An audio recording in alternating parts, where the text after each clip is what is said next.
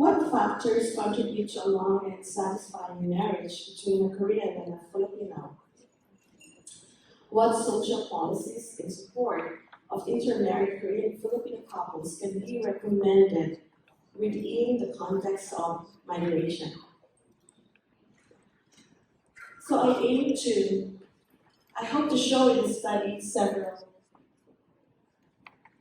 you can find this on page 58 in the introduction part, several recurring factors that have emerged from the interviews can serve as windows to understand lasting court-filled marriages if you are contemplating to marry a Korean national.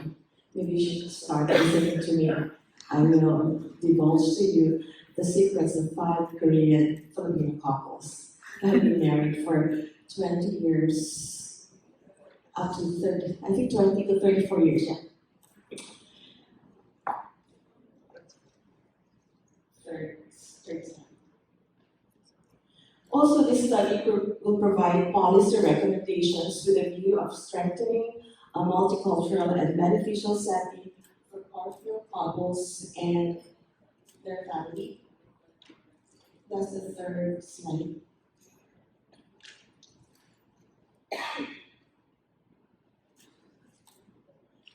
Let me read a little bit while she is waiting for the slides to open. Large-scale international marriage migration from developing countries to South Korea began only in the early 1990s, but it has increased rapidly. In 2018, marriage migrants, including foreign husbands and wives married to Koreans living in South Korea, numbered 159,206. That's 2018. The majority of all interracial marriages in Korea are between South Korean citizens and Southeast and East Asian citizens with Chinese ethnic, Koreans being the single biggest group, followed by the Vietnamese. Korean-Filipino is short for Korean-Filipino. Korean-Filipino couples numbered 11,836 and ranked 40 totally. So this is from 1987 probably up to 2018. 11,836 Korean couples total. In 2017, Korean divorces totaled 150 cases, which represents 20% of the 746 newlywed Korean couples in the same year, a significant decrease from 285 divorce cases in 2009. Between 1989 and 2017, the Commission on Filipino Overseas registered a total of 18,115 Korean couples. So it's quite different. Korea's tally for 2017 is only 11,000 something, but CFO has a total of 18,115 Korean couples. The difference could be the divorces or the naturalization of Filipino migrants in Korea. So a sharp increase in Korean marriages occurred between 2009 to 2014, from only 4 in 1989 to 1,754 occurred only in 2012. So what's the motivation for Korean-Filipino marriages? Romance, economic motivation, and religion are significant influences in Korean marriages. I'll just continue. Did you get it? So that's on slide 4 now. Still? Okay. Should I just proceed? Okay. There are actually 837 Korean couple marriages married for 20 years or more. Only 837. So that's the prospective sample for this study. 837 if you are targeting to study couples who have been married for 20 years or more. And these are couples who got married between 1987 to 1997. The 5 Korean couples who took part in the study have been married since 1987. CFO's tally only shows Corfield marriages from 1989. There were only 4 Corfield marriages registered in 1989, and one of them is part of this study. Face-to-face interviews took place over the course of 2 weeks. Of course, there were follow-up calls to clarify, and the Corfield couples in this study reside in the Philippines. I failed to convince Corfield couples for interview, face-to-face interview, who are residing in Korea. The interview length was 2.5 hours on average, and this took place between July to July 15. They have been married for 20 years. That's the requirement. And there were 5 Korean male spouses who participated in this study, of course, 5 Filipino female spouses. The Korean couples in the study had been married between 1987 to 1997, and they were between 20 to 42 years old when they got married. Korean spouses were between 26 to 42 years old. Filipino spouses were between 20 to 34 years old. The Kopino couples, the Corfield couples have the advantage of having college education, except for one. You can find this on page 63. Most of them have college education level experience. I had postgraduate respondents. I had respondents who had postgraduate degrees. So generally they are highly educated, except for one high school graduate. And they have attained a combined annual gross income, all of these 5 couples, they have attained a combined annual gross income of $30,000 to $70,000 US after 20 years of marriage, an amount that matches the income of middle class in South Korea. You can see the reference for that. And each couple has 2 to 3 children. So they were either gainfully employed or self-employed at the time of marriage or at the time of the interview. If you look at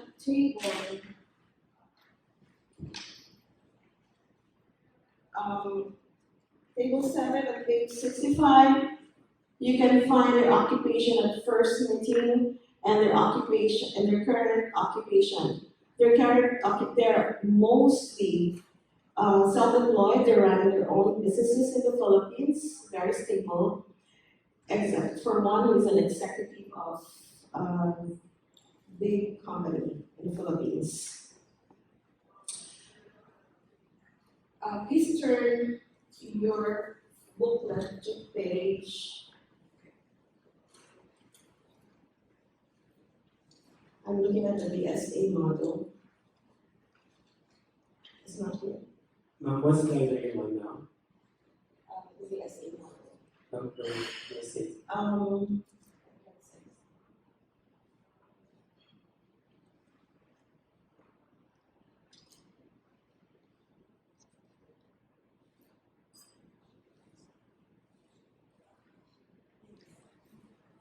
Not yet. Before that, yes, that's it.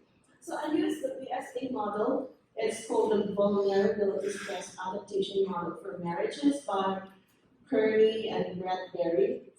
And this actually shows that in order to avoid marital conflict, the Corfield couples, each part of the Corfield couples relationship should familiarize themselves into their partner's enduring vulnerabilities. When we say enduring vulnerabilities, they are the things that they bring into the relationship, including education, age, Is it first marriage?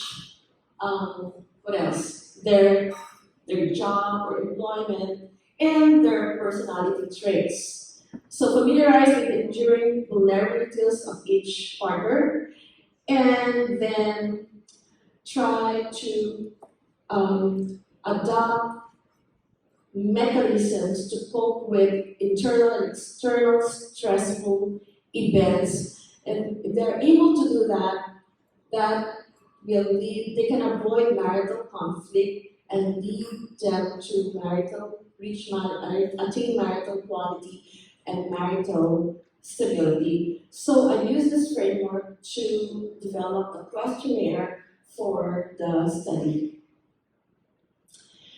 It is important to state at the offset that there is findings. It is important to state at the offset that there is no single unique variable that can account for the longevity or sustainability of marriage.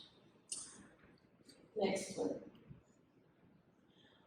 These are the findings that show a satisfying, the factors that show that a satisfying enduring fulfilled marriages have. That includes 1 year of courtship. The study supports 1 year, at least 1 year of courtship in order to get to know each other. Another recurring factor is the spouses have never been married before, so we call this later first marriage, and their age is their later 20s. We had one spouse who was 20 years old when she got married, but the recurring factor in this interview was nobody cohabited. It's their first marriage. Another recurring factor is their combined income, which matches the middle class household income in Korea. Next one. The next factor is their high level of education. All of the Korean spouses have affirmed that in order to have an enduring, successful marriage, you should be married to someone, especially this interracial marriage, who matches your income and your education in order to avoid marital conflict. And Filipino spouses agree with that. Another one that I found, another characteristic trait of the Filipino spouses is their high level of independence. They did not succumb to pressure of their extended families in terms of their choice of marriage. They didn't care about what their parents will say to them. They didn't have to ask for their consent to choose to intermarry.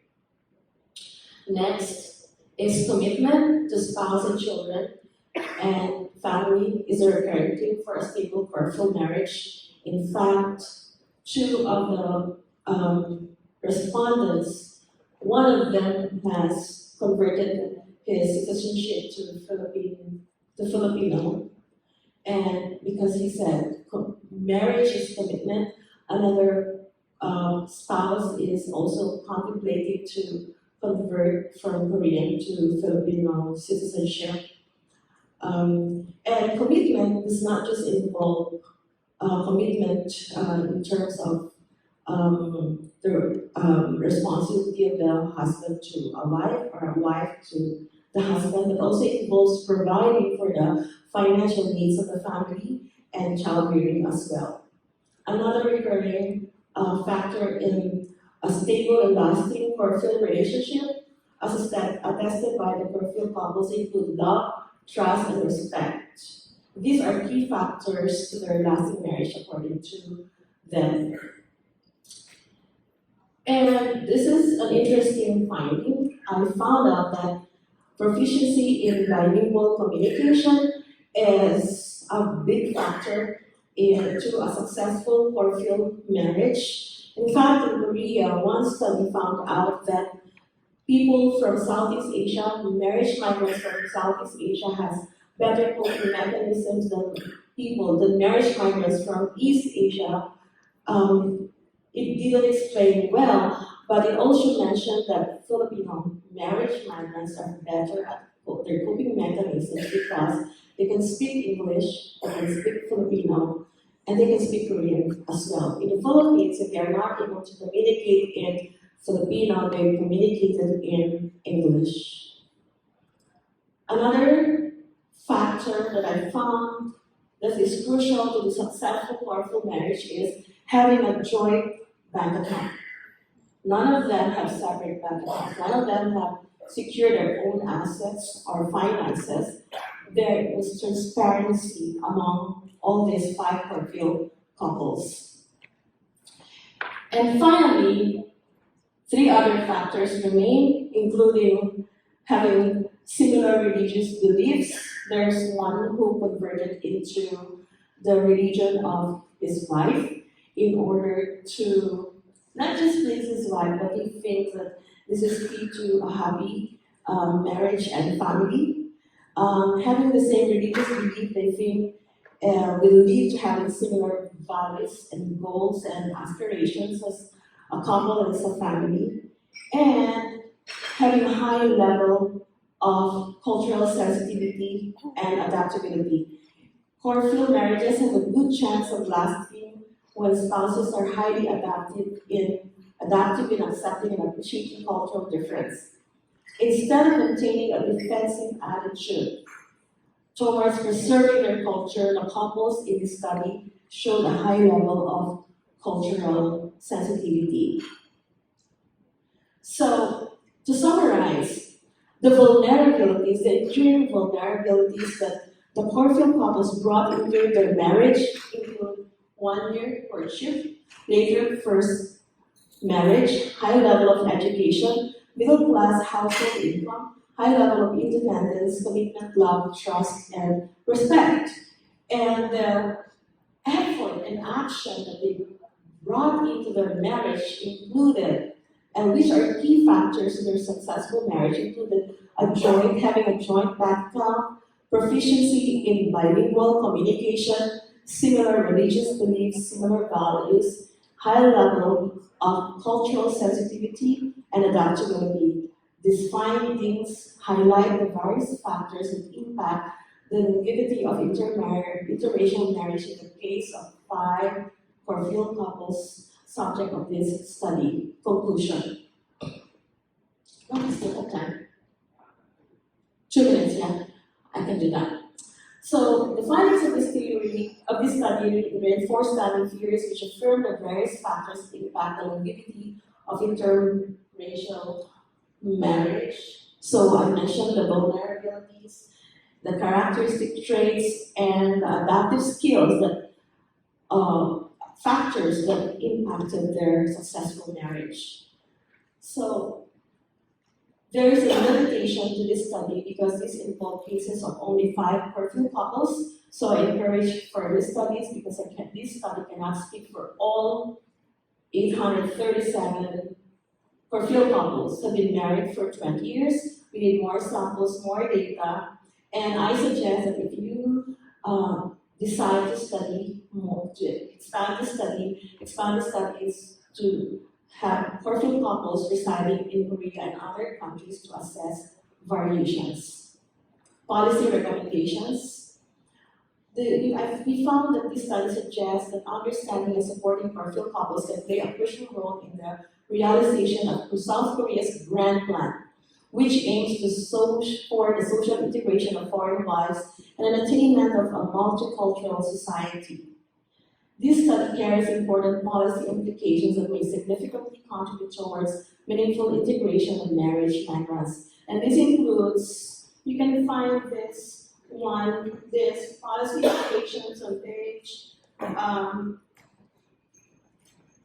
74, and that includes establishing a multicultural school in the Philippines. Please continue to read. We have been, Kopino Children Association has been advocating for this since the last 5 years. Number 2, reestablish and strengthen a Korean-Filipino family association to serve The interests of Korean couples and their family, interracial couples face numerous adversities and have different lived experiences inside and outside of their homes. A Korean family association can help bolster meaningful connections and community life, and it can serve as a safe, empowering haven to reach in which Korean families can gain understanding, draw inspiration, seek support, and campaign for advocacies. So the Korean government can certify, accredit, and approve this association. There's not one existing in the Philippines as of now. Number three, the last one, you can do the CFO thing, but there's one that is very crucial to this study is the criticism of most Korean nationals that the revision of the evaluation criteria for the application of X6 visa application for Filipino marriage migrants is violating their constitutional right to choose who they want to marry. The X6 visa application was revised in 2013 and was implemented in 2014. That law requires the married migrant should be able to speak, should be able to demonstrate proficiency in Korean language before they are issued the F6 visa, migrant visa.